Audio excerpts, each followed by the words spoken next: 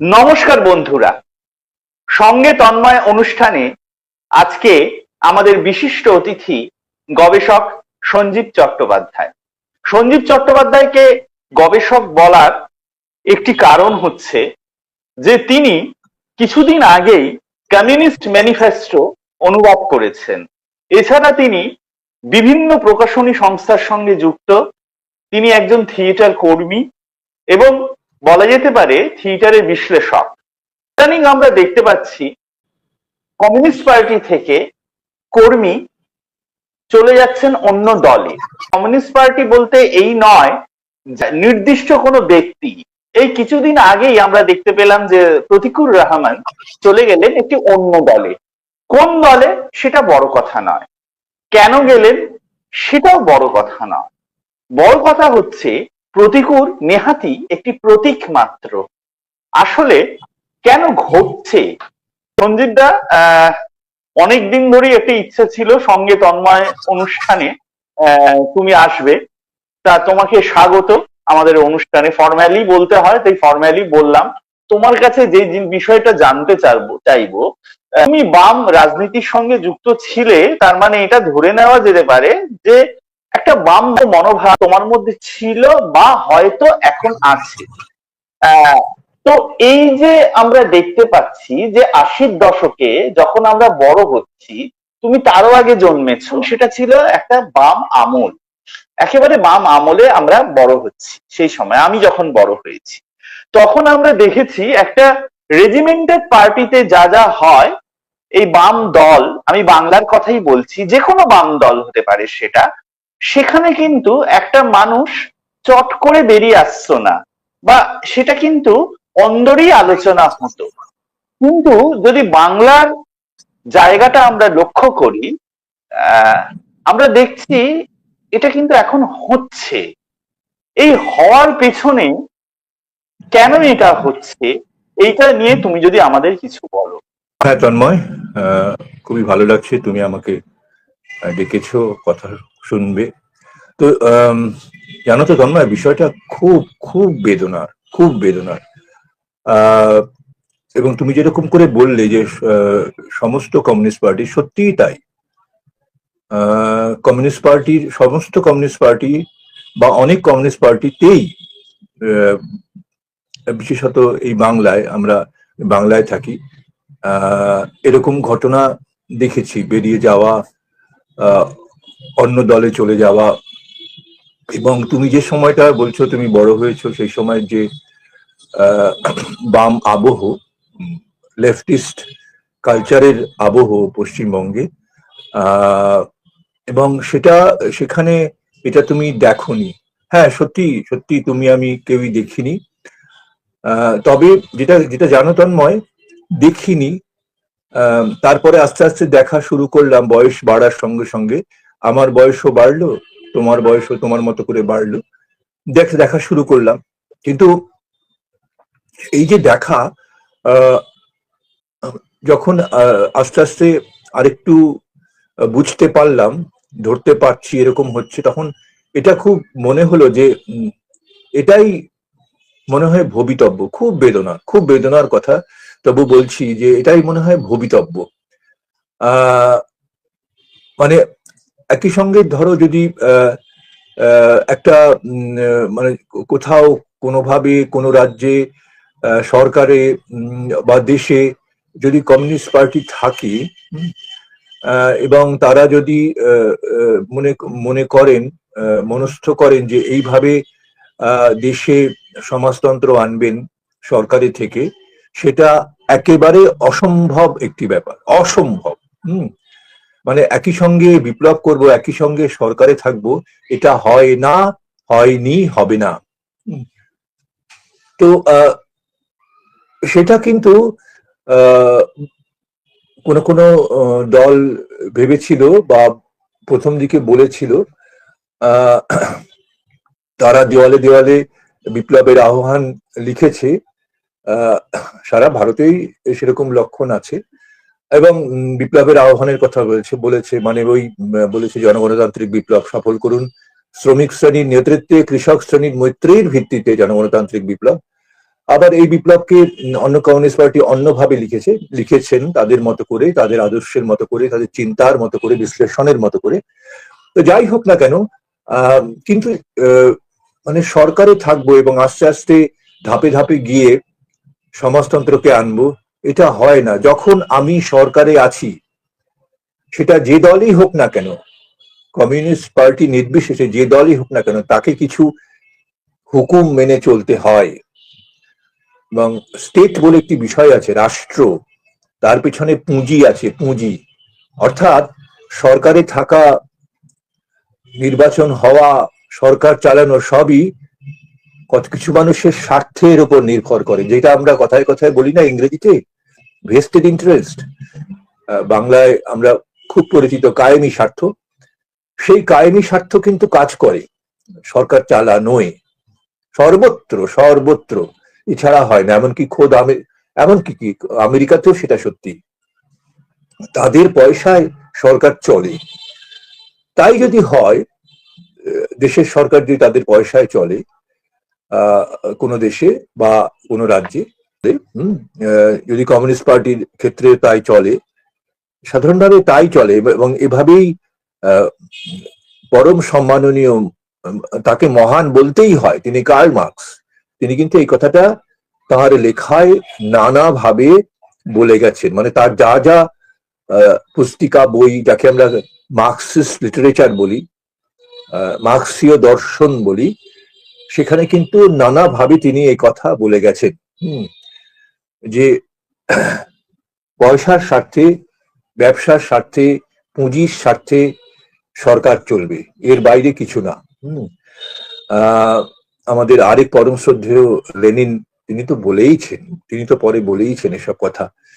কিন্তু কেন জানি না আমরা কি শিক্ষা নিলাম ওখান থেকে, নাকি আমাদের মনে হলো না, তারপরে সময় এগিয়েছে, অর্থনীতি অন্যরকম হয়েছে, ফলে সংস্কৃতি অন্যরকম, মানে মূলত অর্থনীতি বদলেছে। এখন তো বহুজাতিক অর্থনীতি, মানে সাম্রাজ্যবাদ একেবারে বহুজাতিক, অন্য কৌশলে তারা এগোচ্ছে। তো তারাই কি সরকার চালাচ্ছে? মানে গুজরাটের ক্ষেত্রে কারা সরকার চালাচ্ছে? টাটা বিড়লা, নাকি গোয়েঙ্কা, নাকি রিলায়েন্স, আম্বানি, আদানি, এরা আমরা ঠিক বুঝতে পারি না। মানে কারা সরকার চালাচ্ছে, কোন কোন কোন রাজ্যে, দেশে সরকার, এর পেছনে কি কোনো এই সমস্ত বড় বড় ব্যবসায়ীরা আছেন? কি জানি, আমাদের কেমন ধন্দ লাগে যে আছেন কি নাকি নেই, তারাই কি পয়সা যোগাচ্ছেন, এটা আমাদের মনে হয়। জানি না সেটা।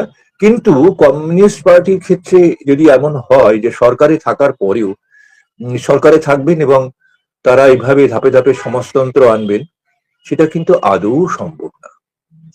এবং তখন বাকি যে দলগুলো, বাকি যে আমরা যাকে কমিউনিস্টরা বলতেন, হ্যাঁ হ্যাঁ অবশ্যই, এবং বলতেন দক্ষিণপন্থী, অবশ্যই দক্ষিণপন্থী, কিন্তু সেই দক্ষিণপন্থী দলগুলো যখন ক্ষমতায় থাকেন, তারা তাদের ক্ষেত্রে যে নানা উপসর্গ দেখা দেয়, আমরা দেখতে পাই, সেখানে নানা রকম কেলেঙ্কারি, অর্থনৈতিক কেলেঙ্কারি, এছাড়া সামাজিক নানা কেলেঙ্কারির মধ্যে পড়ে যায় সে সমস্ত দলের সরকার। আমাদের ভারতবর্ষে তো এরকম অনেক ঘটনা ঘটেছে, অনেক রাজ্যে, এসব তুমিও জানো ভালো করে। কিন্তু খুব দুর্ভাগ্যের, খুব বেদনার, যদি কোনো কমিউনিস্ট পার্টির ক্ষেত্রে সেটা একই জিনিস ঘটে, একই ঘটনা ঘটতে থাকে পরপর। আস্তে আস্তে যত দিন যায় তত বাড়তে থাকে। মানে ক্ষমতায় থাকলে বা ক্ষমতায় না থাকলে সর্বত্রই ঘটতে থাকে। এখানে বলে রাখি, ক্ষমতায় না থাকা যে বাম দল, সেখানেও কোনো কোনো সময় এই ঘটনা দেখা গেছে, সব সময় দেখা যায়নি, কিন্তু কোনো কোনো সময় এই ঘটনা দেখা গেছে। এইরকম দল ছেড়ে চলে যাওয়া, অন্য দলে যোগ দেওয়া, মানে কেউ একজন ব্যক্তিগতভাবে দল থেকে চলে গেলেন, অন্য দলে যোগ দিলেন, কিন্তু সেইটা তো প্রতীক মাত্র। তুমিও মনে হয় এই কথাটা সমর্থন করবে, প্রতীক মাত্র। সেই মানুষটা গেলেন মানে সেই মানুষটা ভীষণ খারাপ, বাকি সবাই, আমরা সবাই ভালো, এরকম তো বিষয় না। তার জায়গায় আমিও হতে পারতাম, আমিও দল থেকে চলে যেতে পারতাম। এবং সেটা আমরা বলতে পারি এই প্রলোভন, এই ইত্যাদি ইত্যাদি, সেটা আমরা জানি না কিসের জন্য গেছেন, কিন্তু তিনি চলে যাবেন। এবং আমরা বলি যে তার আত্মরক্ষার জন্য, তাকে তাকে তো আর কেউ ঠাঁই দেবে না, সেই জন্য সে আশ্রয় নিয়েছে। মনে হয় কি জানো তো, এই কথাটা কিছুটা সত্যি। মানে সাদা কথায় যে আমরা বলি না ইংরেজি শব্দ নো হেয়ার করে দেওয়া, হয়তো আমাকে নো হেয়ার করে দেবে। মানে তোমাকে হাত দিয়ে মারি না, কিন্তু ভাতে মারি, হ্যাঁ, ভাতে মেরে দিল আর কি আমাকে, এটা করবে। এবং মজা হচ্ছে যে কি বলবো বলতো, খুব খুব দুঃখের জানো তো যে সারা পৃথিবীতে, এবং পৃথিবীর খবর আমরা কম জানি, যেটুকু আমরা গণমাধ্যমের মাধ্যমে জানতে পারি সেইটুকুই জানি, কিন্তু এখন একটু বেশি জানতে পারি ইন্টারনেটের কারণে। কিন্তু এইটা না, এই বিপন্নতা না ভীষণভাবে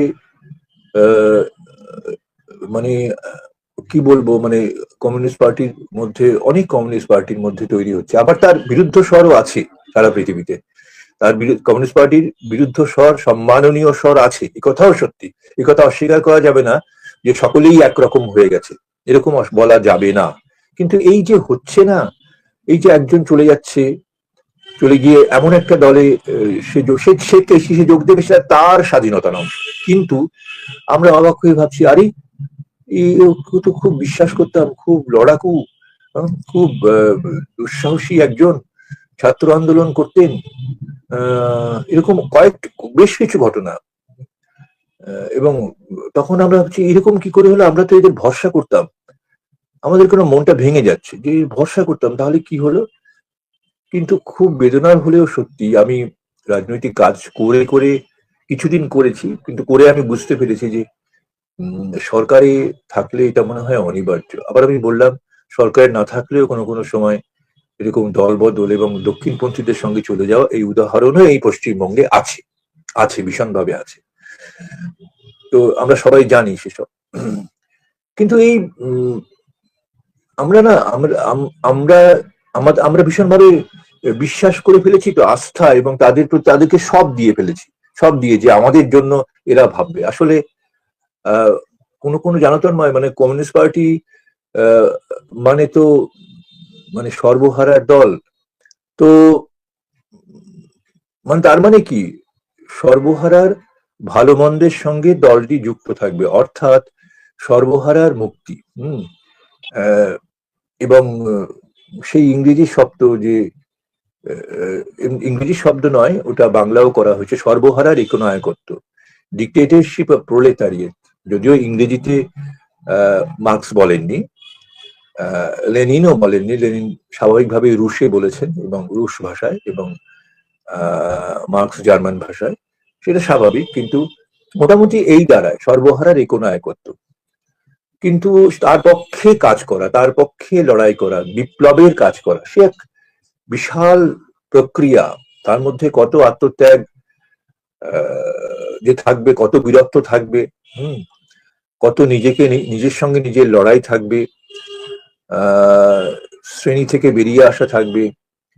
আসলে তন্ময়, আমরা না সবাই সবাই তো মধ্যবিত্ত, তুমি আমি, আমরা সবাই মধ্যবিত্ত। আসলে খুব বেদনার না, এটাই হবে, এই মধ্যবিত্তই না সংস্কৃতি রাজনীতি শাসন করে, চাইলেও করে, না চাইলেও করে। অর্থাৎ রাজনীতি পুরো শাসন করতে পারে না, কিন্তু রাজনীতির একটা অংশে কিন্তু তাদেরই ভূমিকা। এই দলবদল, ওই সেই, তারপরে এই বিপ্লব করা বা মিছিল, এসব দেখবে তুমি, সব সব কিন্তু আমরাই যাচ্ছি, আমরাই হাঁটছি। সংস্কৃতিতেও আমরা তাই, আমরাই গান করি, আমরাই শুনি, আমরাই নাটক করি, আমরাই শুনি, আমরাই সিনেমা করি, আমরাই শুনি।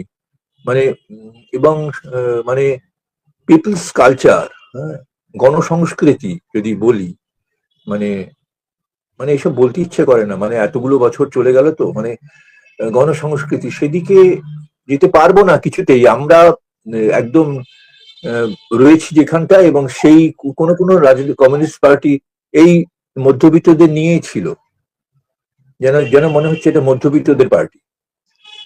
এবং কমিউনিস্ট পার্টির মধ্যে সবসময় মধ্যবিত্তরাই নেতৃত্ব দিলেন, মধ্যবিত্তরাই, ব্যতিক্রম কিছু কিছু আছে কোনো কোনো দলে, মধ্যবিত্তরাই নেতৃত্ব দিলেন, এবং দেখা যাবে যে অধিকাংশই কুলীন ব্রাহ্মণ, হম কুলীন কায়স্থ, হম এরাই বেশি।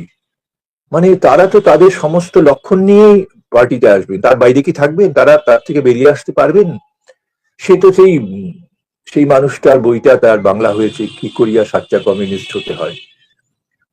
তো সেটা তো মাও জেডংয়ের সময় আরেক বিপ্লবী কর্মীর লেখা। সে নিয়ে অনেক তর্ক আছে, কিন্তু তার জন্য যা যা করতে হয়, যেটা এই ভারতবর্ষেও এই অনুশীলন কিছুদিন চলেছিল, কিন্তু শেষে তা আর এগোয়নি।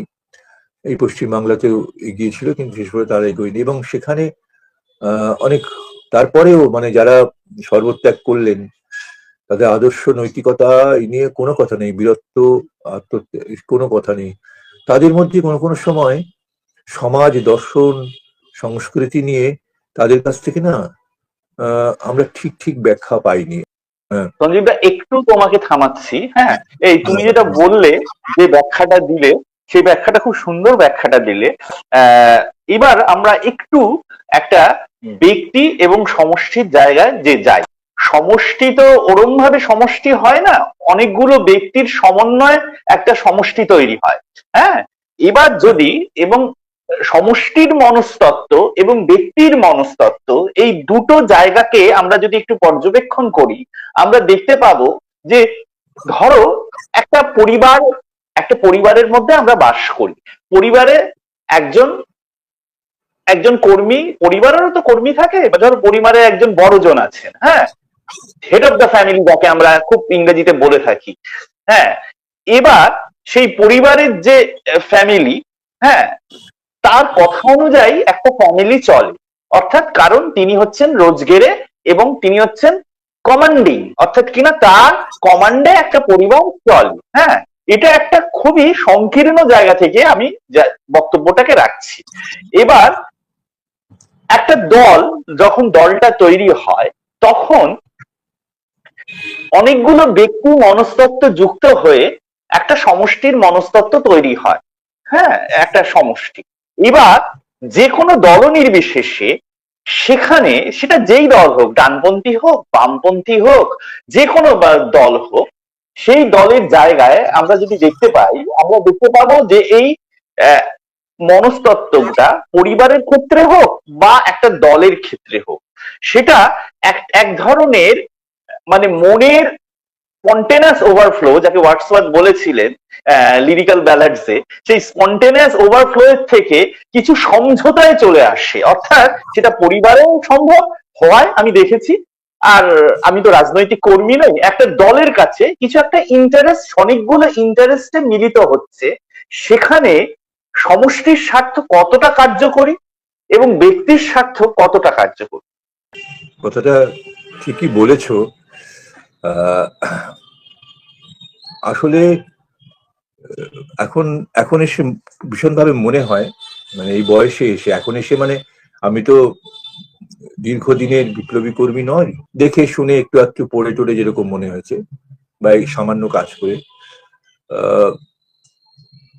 আসলে ওই যে তোমাকে প্রথম কথা বলছিলাম, যে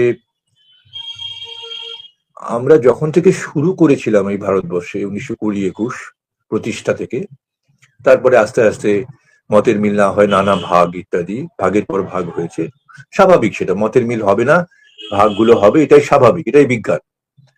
এই সর্বত্র না আমরা তন্ময় দেখেছি, যারা ওই যে তোমাকে বললাম নেতৃত্বে যারা ছিলেন, একটু পেছন থেকে দেখো, দু একজন ছাড়া সব দলে সেই মধ্যবিত্তরাই আছে।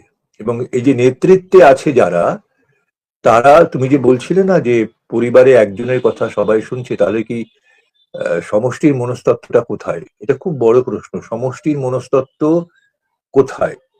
তোমার একটা উদাহরণ দিই, জানো তো তন্ময়, বাদল বাবু, বাদল সরকার। বাদল সরকার তো মানে আমার মতো জেসে মানুষ না, বা তাকে জেসে নাটককারও বলা যাবে না। তার জীবনে অনেকগুলো পর্ব, এটা তুমি নিশ্চয়ই জানো। এবং সেই পর্বের মধ্যে একটা পর্ব তো দীর্ঘ বাম রাজনৈতিক কর্মী হিসেবে কাজ বাদল বাবু। তখন উনি থিয়েটার করছেন কিন্তু পাশাপাশি কিন্তু খুব অল্প, কিন্তু বিশেষত উনি বাম রাজনৈতিক কর্মী। মানে তুমি নিশ্চয়ই দেখেছো বা পড়েছো পুরনো কাসুন্দি, ওনার আত্মজীবনী, নামটাও অদ্ভুত। তো সেখানে উনি বলেছেন, সেখানে দেখছিলাম তন্ময় যে উনি কিভাবে পার্টির জন্য কাজ করছেন। সম্ভবত উনি যখন কাজ করছেন তখন আমাদের মানে কমিউনিস্ট দলের এত ভাগগুলো তৈরি হয়নি। যে দলে উনি কাজ করছেন সেইখানে সারাদিন সারা রাত ওই কাজই করছেন। জানি না তখন উনি হোল টাইমার ছিলেন কিনা, এটা একটা হোল টাইমারের ব্যাপার আছে তো সমস্ত দলেই।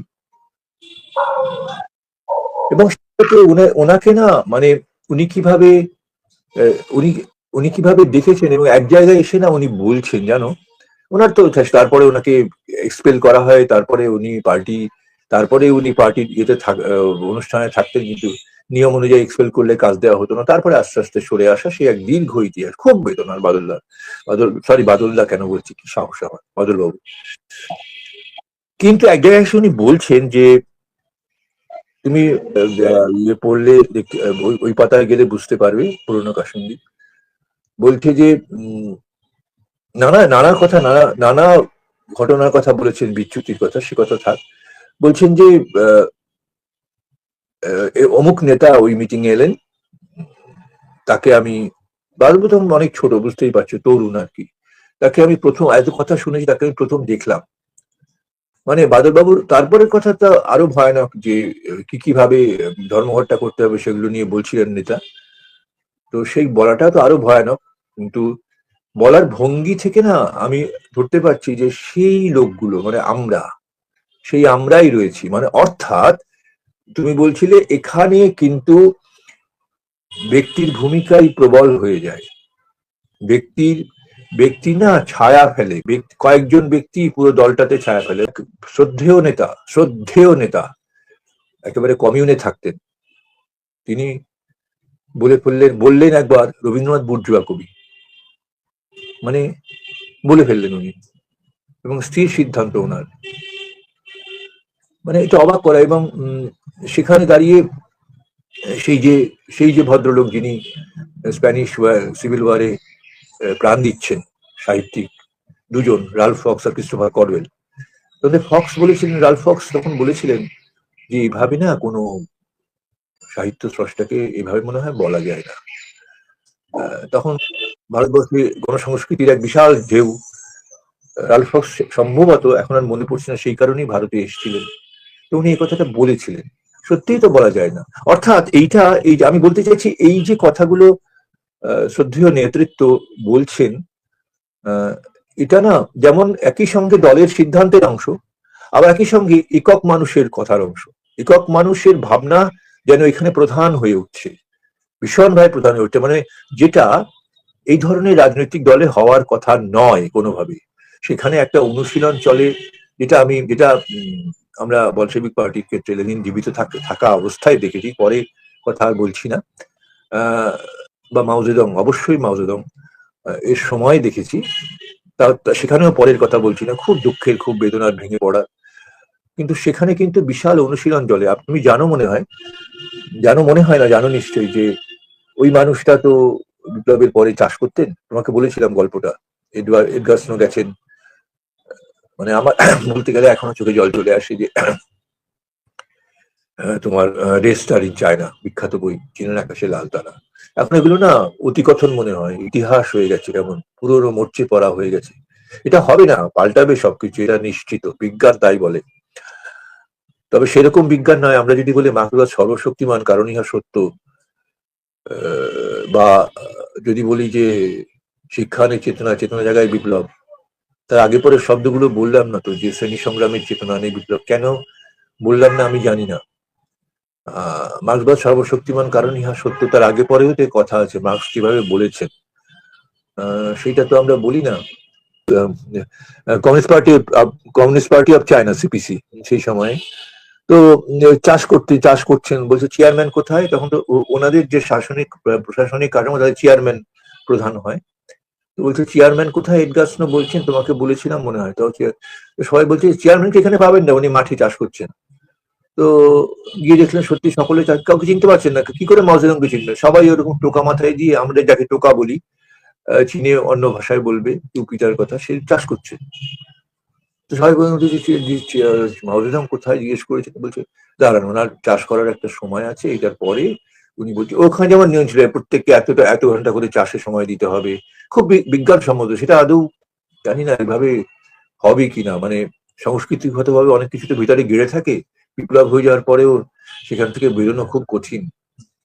তো যাই হোক, সেটা বলছি যে এই লোকটার এই ইতিহাস। আবার যখন প্রচন্ড বিপ্লবের পরে চীনে আহ, যখন প্রচন্ড বিষামল অবস্থা, স্বাভাবিক বিপ্লবের পরে সরকারে এসছে কমিউনিস্ট পার্টি, তারা দেশটাকে সামাল দেবে, সেটা এক ভয়ানক কাজ। সকলের অংশগ্রহণ সংস্কৃতিতে, সেই সংস্কৃতি তৈরি করেছে। কিন্তু ওনাকে বলা হয়েছে যে উনি দেখছেন যে ভয়ানক অবস্থা, তো এই যে ক্ষমতায় বসে থাকলে তো আরো পচন ধরবে আমাদের।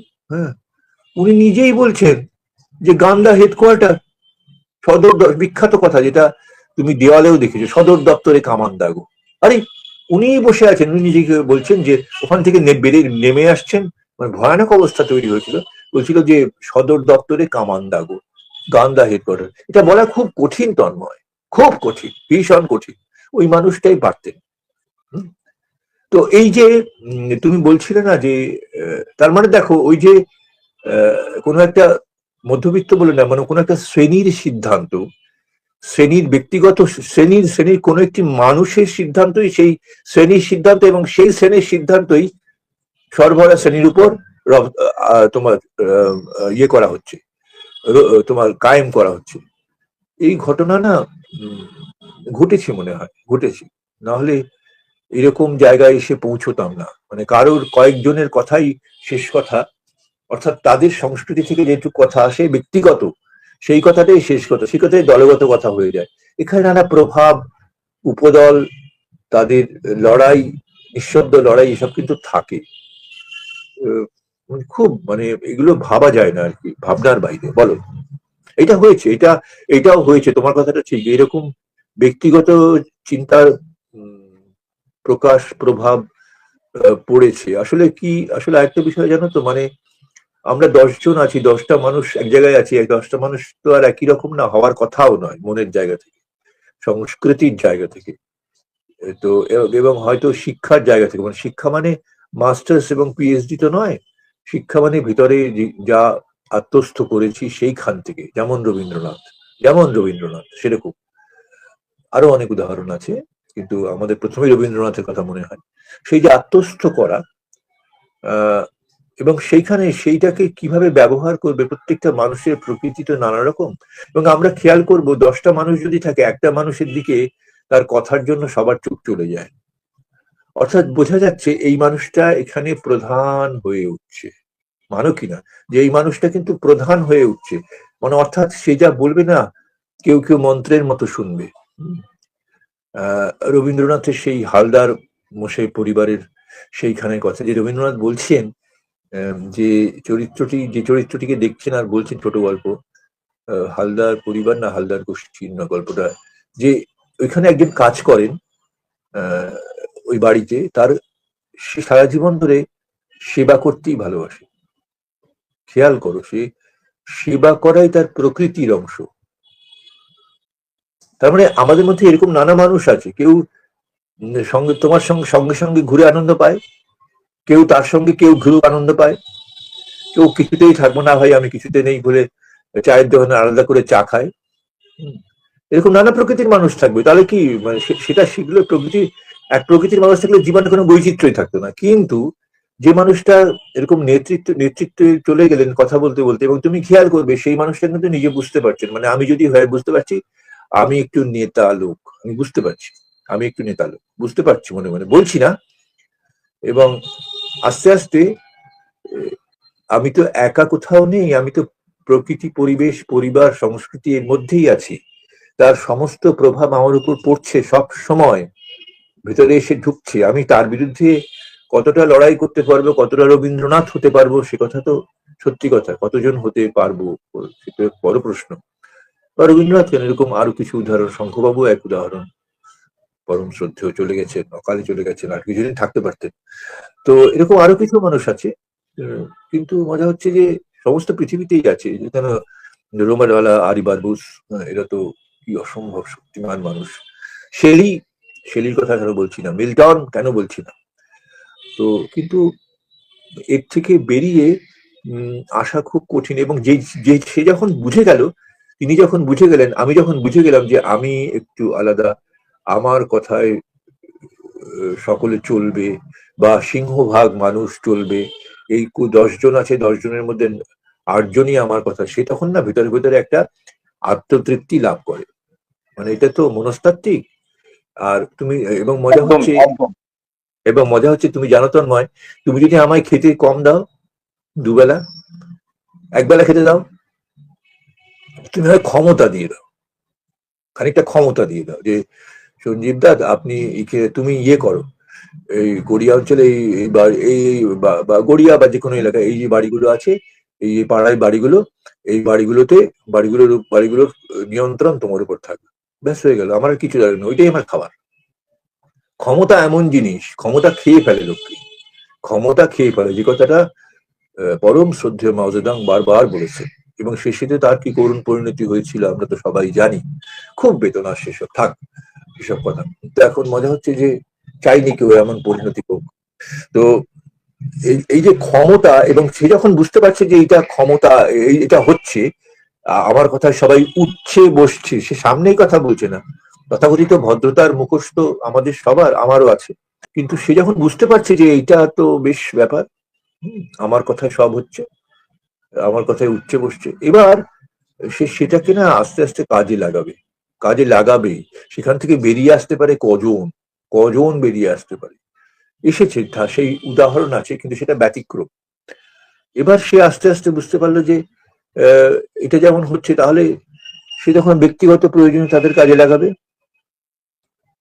এমনকি অর্থকরী উপার্জনের জন্য তাকে কাজে লাগাবে। এইভাবে তো আস্তে আস্তে আস্তে আস্তে একটা মানুষ এভাবে করবে। আবার আবার ব্যতিক্রমও আছে যে এই মানুষটা এইসব বুঝেছেন যে আমার কথা শুনে, আমার কথাকে শুনে এরা কাজ করবে, কিন্তু আমার কথা যেখানে অযৌক্তিক তারা বিরোধিতা করবে, এরকম করে যারা ভেবেছেন, উদাহরণ এই ভারতবর্ষেই আছে। সে সংখ্যায় গুটি কয়, কিন্তু আমরা বায়োলজিক্যালি এমন এক জায়গায় আমরা ভীষণভাবে ডমিনেশন পছন্দ করি। ছোট্ট একটা সঞ্জয় ভট্টাচার্যের কথা তোমাকে বলেছি, সৃষ্টি উপন্যাস, মানে খুব বেদনা। সঞ্জয় ভট্টাচার্যের পরিচয় দিতে গেলে তার ভাইয়ের নাম বলতে হয়, গীতিকার অজয় ভট্টাচার্য। এটা তো তার কাছে খুব অসম্মানে, এটা ভাবতে পারি না। পূর্বাশা পত্রিকার সম্পাদক সঞ্জয় ভট্টাচার্য বেশ কিছু উপন্যাস লিখেছেন। সৃষ্টি উপন্যাসে উনি বলছেন যে উম, ইয়েতে তোমার তিনি সবকিছু ছাড়িতে পারিয়াছেন, কিন্তু পাণ্ডিত্যের প্রতাপ ছাড়িতে পারেন নাই। কথাটা খেয়াল করে, বঙ্কিমা এমন কথা এক উপন্যাসে বলেছিল, এখন আমার মনে পড়ছে না, খেয়াল করো। এই যে পাণ্ডিত্য তো ক্ষমতা, ভীষণ ভাবে ক্ষমতা। তো এতগুলো কথা বলছি এই কারণে, এবার সেই মানুষটা যখন এটা বুঝে যাচ্ছে, আর সেটা যখন কমিউনিস্ট পার্টির মধ্যে হচ্ছে, কি ভয়ানক, কি ভয়ানক। যদি হয়, মানে যদি হয় ক্ষমতায় সেই থাকবে, সে বুঝে গেল যে আমার কথায় দিনরাত্রি হচ্ছে, বুঝেই যাচ্ছে মনে মনে, বলছে না কিন্তু, বলছে গণতান্ত্রিক পদ্ধতিতে সব করতে হবে, সব কথাই, সমস্ত কথাই সাদা কথায় পাখি পড়ার মতো বলে যাচ্ছে পাশাপাশি। কিন্তু কিছু আমরা না, ওই যে বলে না, মন্ত্রমুগ্ধের মতো পেছন পেছন যাচ্ছি। এটা তোমার জীবনেও ঘটেছে, আমার জীবনেও ঘটেছে। এমন মানুষ দেখেছি তখন হ্যামলিনের করে বাঁশিওয়ালা, আমরা যদি হ্যাঁ, আমরা যদি হ্যামলিনের বাঁশিওয়ালার কথা বলি, একদম একদম হ্যামলিনের একদম। বাঁশিওয়ালা। সেটা, এইটা কিন্তু একেবারেই সেই সম্মোহনের গল্প। হ্যাঁ, তো ঠিকই বলেছে, অ্যামলিনের বাঁশিওয়ালা। সেই ইঁদুরগুলোকে নিয়ে বের করে নিয়ে গেল। মজা হচ্ছে ওরা যখন সে বুঝে যাচ্ছে না, এবং আমরা কিরকম অন্ধের, এবং আমরা এটাও দেখছি যে আমাদের অনেক কাজ সে করে দিতে পারছে, আমাদের করতে হচ্ছে না। আমিও তো গাঝারা দিয়ে থাকার মতো মানুষ, গাঝারা দিয়ে থাকলে এখানে আছি কিন্তু নেই, খাচ্ছি কিন্তু গিলছি না, আছি কিন্তু নেই। তো দেখছি যে উনি করে দিচ্ছে, আর উনি করে আস্তে আস্তে তা ওনার কিন্তু আসনটা বিস্তৃত হচ্ছে, উনি চাইলেও হচ্ছে, না চাইলেও হচ্ছে। সেটা হচ্ছে ক্ষমতার আসন। খুব বেদনার। এবং এই বেদনা থেকে কোনো দিশা এখনো পাচ্ছি না আমরা। মানে তার জন্য যে রাজনৈতিক অনুশীলন আমি তো করিই না, যাদের কাছে আশা করেছিলাম তারা না। মানে আমি নির্বাচনে জয়ের কথা বলছি না, একেবারে বলছি না। নির্বাচনে জয় আসলে সমাজতন্ত্র আসতে পারে, আমার একেবারে বিশ্বাস নেই। বা নির্বাচনের বাইরে কি আসতে পারে তাতেও খুব একটা বিশ্বাস নেই। কিভাবে আসতে পারে জানি না, সবকিছু বদলাবে কিভাবে জানি না।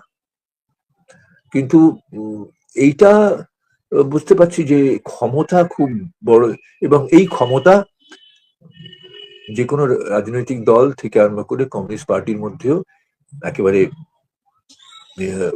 একেবারে দ্রুত প্রসারিত হয়েছে। আমরা যে এই অনুষ্ঠানটা করছি বন্ধুরা, আমরা বলছি কমিউনিস্ট পার্টি কথাটা বারবার আমরা উল্লেখ করছি।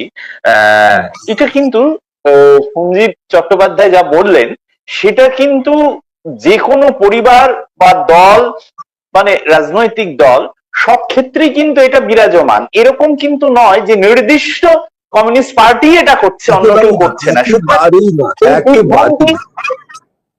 এই বিভ্রান্তি যেন না ছড়ায়, মানে একদম আমরা যেন কমিউনিস্ট পার্টিকে বিদ্ধ করতে বসেছি, এটা কিন্তু নয়। যেটা উনি বলতে চাইছেন, হ্যাঁ, যেটা উনি বলতে চাইছেন সেটা হচ্ছে যে এই যে সঞ্জীবদার খুব প্রিয় শব্দ সাইকি, এটা খুব প্রিয় শব্দ, সঞ্জীবদা বারে বারে এই শব্দটা উচ্চারণ করেন। এই যে সোশিও সাইকির মধ্যে এই জিনিসটা কিন্তু ঢুকে গেছে একেবারে, যেটা আমরা পরিবার থেকে রাজনৈতিক দল পর্যন্ত যে বিস্তৃত আলোচনা করলাম, এই সোশিও সাইকিতে এই বিষয়গুলো কিন্তু ঢুকে গেছে একদম। এবং মজা হচ্ছে একদমই এটা এটা এরকম না যে কোনো নির্দিষ্ট দল সেখানে এটা ঘটছে তাদের কথা আমরা বলছি, কোনোভাবেই না, কোনোভাবেই না। পরিবারের ক্ষেত্রে সত্যি, সাংস্কৃতিক সংগঠনের ক্ষেত্রে সত্যি, পাড়ার ক্লাবে সত্যি, নাটকের দলে সত্যি, গানের দলে সত্যি, নাচের দলে সত্যি। তুমি তো অনেক সময় জানো যে কলকাতায় যে সেরা নাচের দলগুলো, সেখানে এমন এমন ঘটনা আছে, সব জানো। থিয়েটারে তো আছেই। মানে তার মানে সবাই এরকম করে থাকে এরকম নয়, কিন্তু এই প্রবণতা কিন্তু বাড়ছে, পরিবারে তো বাড়ছেই, পরিবারগুলোই তো বাড়ছেই। অর্থাৎ সেই একজন মানে গণতান্ত্রিক আবহাওয়া, সবার মত নেওয়া হবে বলেও শেষে একজনের মতই প্রধান হচ্ছে অনেক সময়। এটা কিন্তু হচ্ছে, সব জায়গায় হচ্ছে। সেটা যে কোনো দল, দক্ষিণপন্থী, কমিউনিস্ট থেকে পরিবার থেকে নাটকের দল, সর্বোচ্চ সত্যি। মানে আলাদা করে কোনো নির্দিষ্ট বিষয় নয়, সবার জন্য সত্যি। এটার থেকে যে পরিত্রাণ কোথায়, মানে আমার মতো ছোট মাথা জানে না যে এটা এর থেকে পরিত্রাণ কোথায়, কোথায় যাব, কোথায় গিয়ে মুক্তি পাবো। মানে সবাই সমান হবে, রবীন্দ্রনাথের সেই কথা, আমরা সবাই রাজা। আমাদের এই গানটা শুনতে সাধারণ মজার মনে হয় ছোটদের, কিন্তু তা তো নয়। উনি যা বলেছেন, কি কোথায় না বলেছেন, সবাই রাজা আমাদের। এবং তুমি যে কথাটা বললে, এই যে কথা, আমরা যেহেতু আমাদের আলোচনার মধ্যে কমিউনিস্ট পার্টির কথা চলে আসছে, এই যে রবীন্দ্রনাথের এই কথার মধ্যেও কি সাম্যবাদের বীজ নেই? ভীষণ ভাবে আছে, ভীষণ ভাবে আছে। এবং কি বলবো তোমাকে, যে উনি রাশিয়ায় গেছিলেন, রবীন্দ্রনাথের প্রসঙ্গ এলো। রবীন্দ্রনাথকে তো এখনো আমরা পুরো বুঝতে পারিনি, এখনো রবীন্দ্রনাথের পুরোটা আমরা জানি না তন্ময়, জানি না। মানে প্রভাত বাবু বা প্রশান্ত বাবু যে জীবনী লিখেছেন, প্রশান্ত বাবু পুরোটা তো লিখে পারেন, যতটা লিখেছেন খুব বিশদে বিস্তারিত। আর প্রভাত বাবু তো খুবই সংক্ষেপে সেই সময়ের নিরিখে সেটা কাজ করেছেন, সংক্ষেপ বলা যাবে না। কিন্তু এই লোকটাকে আমরা সেভাবে বুঝিনি, না হলে ভালো যে উনি তার নাটকে, অনেক নাটকেই কিন্তু এই ইশারা রয়েছে, এই ইশারা। এবং যে নাটক নিয়ে বারবার কথা বলা হয়, রক্তকরবী, মানে সেখানে কি কি অন্যভাবে অনেক দূর অব্দি উনি দেখেছেন। মানে আমরা রাশিয়ার চিঠির কথা বলি, কিন্তু রাশিয়ার চিঠি একটা পর্ব, কিন্তু আজ তার সৃষ্টির মধ্যে, গানের মধ্যে, কবিতার মধ্যে হেমর দুর্ভাগাদেশ কি কবিতা, ভাবা যায় কি লিখছেন উনি। তারপরে যারে তুমি নিচে ফেলো সে তোমারে বাঁধিবে যে নিচে, পশ্চাতে রেখেছো যারে, এটা এসব কবিতা উঠে এসে জয়ী থাকে প্রাণ। মানে কি বলতে চাইছেন, এবং রক্তকরবীতে ওই ব্যাখ্যা, মানে এটা ভাবা যায়। সেই ঘটনা তোমার রাজাতেও সেই ইশারা আছে। মানে উনি ওরকম করে বলছেন না যে এই আজকে এই সময় দাঁড়িয়ে আমি পলিট ব্যুরোর লোক, আমি এটা বললাম, কোন কমিউনিস্ট পার্টি এরকম করে বলে না। এরকম না, কিন্তু তার বাইরে দাঁড়িয়ে উনি কিন্তু দেশের সকলের সমান হওয়ার সাম্য চিন্তার কথা উনি নানাভাবে এবং কখনো প্রবন্ধের মধ্যেই বলেছেন। তা হ্যাঁ, ওই তো ভাবা যায় না, রবীন্দ্রনাথ রবীন্দ্রনাথ আমাদের, আমরা আজকে দাঁড়িয়ে ভাবি যে আমাদের গর্ব করার অনেক মানুষ আছে, কিন্তু রবীন্দ্রনাথ একটা আমাদের গর্ব করা, রবীন্দ্রনাথ হচ্ছে আমাদের বাঙালির গর্ব করা। যদি মানে কিছু অন্তত করি, অবশ্য না করলে রবীন্দ্রনাথের শুধু 25শে বৈশাখ, সে কথা অন্য। হ্যাঁ বলো, এই হচ্ছে বিষয়। আহ, আমরা সব অনুষ্ঠানের শেষে একটা আশার বার্তা দিয়ে শেষ করি। যদিও সঞ্জীব দা একটা কথা বলেছিলেন যে বিজ্ঞান এটা পাল্টাবেই, এটা তো উনি একটা ইঙ্গিত দিয়েছেন, পাল্টাবেই। আজকে হয়তো আমরা দেখে যেতে পারবো না, হয়তো আমাদের পরের পরের পরের পরের পরের প্রজন্ম দেখে যেতে পারবে, বা দেখে যেতে হয়তো পারবেও না, তাও হতে পারে। সবই অনিশ্চয়তার মধ্যে আমাদের দিন কাটা। আর যেটা বলার, এই যে সঞ্জীব দা লাস্টে একটা খুব চমৎকার রবীন্দ্রনাথের কথা বললেন, দুর্ভাগা দেশ। হ্যাঁ, আর কি করব বলুন, আমরা তো এই দুর্ভাগা দেশেরই মানুষ। সদস্য বললাম না, কারণ সদস্য বললে কেমন একটা রাজনৈতিক গন্ধ চলে আসবে কথার মধ্যে। আমি অমুকের বাড়ির সদস্য, বাড়ির তো পরিবারের তো সদস্য হয় না, পরিবারের মানুষ হয়, পরিবারের গৃহকর্তা কর্ত্রী হয়। সদস্য মানেই সেখানে সাবস্ক্রিপশন চলে আসে, সদস্য মানেই মানে অনেক কিছু নিয়ম নীতি সেখানটা চলে আসে। তো সেদিকে আমি গেলাম না।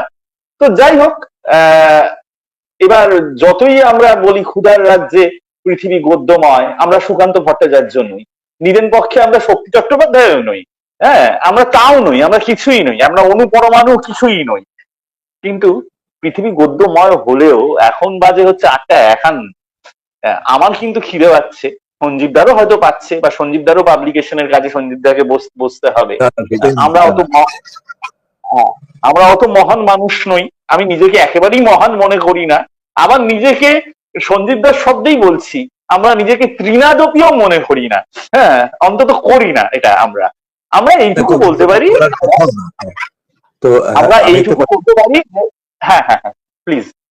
তুমি আসার কথাটা বললে, তুমি একটা কথা বলো যে যেরকম শেষে বলো, উপসংহারে বলো।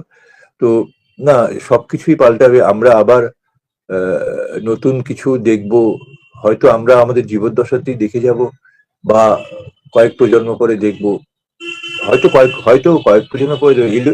সেটাও তো আমাদের এক কবি বলে গেছেন, সে তো কি বেদনায় জীবন যাপন করেছেন, সে তো জীবনানন্দ দাশ। তো বলেছেন যে সুচেতনা তুমি এক দূরতর দ্বীপ, আমাদের মতো ক্লান্তিহীন নাবিকের হাতে গড়ে দেব আজ নয় বহুদূর, বহুদূর অন্তিম প্রভাতে। মানে জীবনানন্দ দেখতে পাচ্ছেন, আমি তো কোন ছাড়, জীবনানন্দ দেখতে পাচ্ছেন যেটা হবে। আমরা একটা ভালো সমাজ, ভালো সকলের সাম্য, এটা মানে সুচেতনা অর্থে উনি সাম্যের কথাই নির্দেশ করেছেন। এটাই আমরা ধরব, কিংবা যদি না ধরেন, সুচেতনার কথা যদি বলেন, সুচেতনা মানে আসলে কি, তুমি সবাই বুঝতে পারছি সুচেতনা মানে কি, শুভ মঙ্গলের, সকলের শুভ মঙ্গলের কথা। সেটা উনি বলছেন যে আমাদের হয়তো মতো ক্লান্তিহীন নাবিকের হাতে। তো ভালো লাগে যে জীবনানন্দ নিজেকে নাবিক বলছেন, ভালো লাগে। বা বলছেন না, উনি সকলকে নাবিক বলছেন, গড়ে দেব আজ নয় বহুদূর অন্তিম প্রভাতে, মানে হবেই। এবং বলছেন অন্তিম প্রভাত, মানে সেই সকালটা আসবে। অসামান্য কবিতা, তুমি জানো। তো যাই হোক, এইটা হচ্ছে কথা। আমরা সব কিছু নির্বিশেষে এটা কিন্তু হবেই। এবার তুমি বলো। সঞ্জীব দা বললেন, একটু আবার আমারও জীবনানন্দের, এখন আমরা দুজনেই কবিতার মানুষ, মানে কবিতার মানুষ বলতে কবিতার প্রিয়। উনিও কবিতা পড়েন, আমিও কবিতা পড়ি, আহ এবং উনিও সাংস্কৃতিক পরিমণ্ডলের মানুষ, আমি কিছুটা থাকার চেষ্টা করি হয়তো।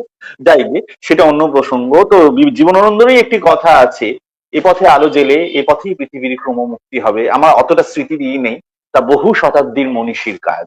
হ্যাঁ, অত স্মৃতিতে আমি অনুমোদন করছে না আমার, যতটা আমার মনে হচ্ছে এ পথে আলো জ্বেলে এ পথেই পৃথিবীর ক্রমমুক্তি হবে, সে বহু শতাব্দীর মনীষীর কাজ। এই শতাব্দীর না, বহু শতাব্দী। এই বলে হ্যাঁ, আজকের অনুষ্ঠান আমরা শেষ করছি। এবং আর কি বলবো, সঞ্জীব দাকে যদি বলি যে তোমাকে ধন্যবাদ, এইগুলো বড় মিঠি লাগবে। এবং আপনারা জানেন, যে খুব ভালো করেই জানেন, এই তন্ময় দত্তগুপ্ত হাজার প্র্যাকটিসের মধ্যে থেকেও তন্ময় দত্তগুপ্ত সেই অর্থে কোট আনকোট যাকে বলে সুসভ্য সামাজিকতা তন্ময় দত্তগুপ্তের মধ্যে নেই। এটা জোর করে এটা হ্যাঁ, এই 50-এ হয়নি, আরো কত 50 গেলে হবে সেটা আমরা জানি না। আজকের মতো এখানে বিদায় নিচ্ছি, সকলে ভালো থাকবেন। আর আপনাদের যা মনে হবে, যে রকম মনে হবে আপনারা কিন্তু আমাদের জানাবেন। কারণ কি জানেন তো, যে আমরা মানে সাংস্কৃতিক ভাবে যদি আদান প্রদানটা তো আমরা ভুলে গেছি, একেবারেই ভুলে গেছি। আমরা না সবসময় একটা আত্মরক্ষার ভয় পাই, যদি কাউকে খারাপ বললে সে যদি পাল্টা খুব রুষ্ট হয়ে আমাদের আক্রমণ করে। এই ব্যাপারটা কিন্তু আমাদের মধ্যে চলে এসছে, আবার সঞ্জীবদার কথা সেই মানুষ ভূমিতে আমাদের কিন্তু চলে এসছে। হ্যাঁ, এটা চলে এসছে, সেটা না করে যতটা মানে একটু ভালোভাবে বলা যায় বলবেন, আমাদের সমালোচনা করবেন। কারণ ঋত্বিক ঘটক একটা কথা বলেছিলেন, বারে বারে আমি বলি, সমালোচনা করুন। সমালোচনা সরাসরি টাকা এনে দেয় না, পুরস্কার এনে দেয় না, কিন্তু শিল্পী মন এর জন্যই আকুল হয়ে থাকে। একদম ভালো সত্যি কথা। থাকবেন বন্ধু। তন্ময়কে অশেষ অশেষ ধন্যবাদ আমাকে এতক্ষণ কথা বলার সুযোগ দেওয়ার জন্য। ঠিক আছে।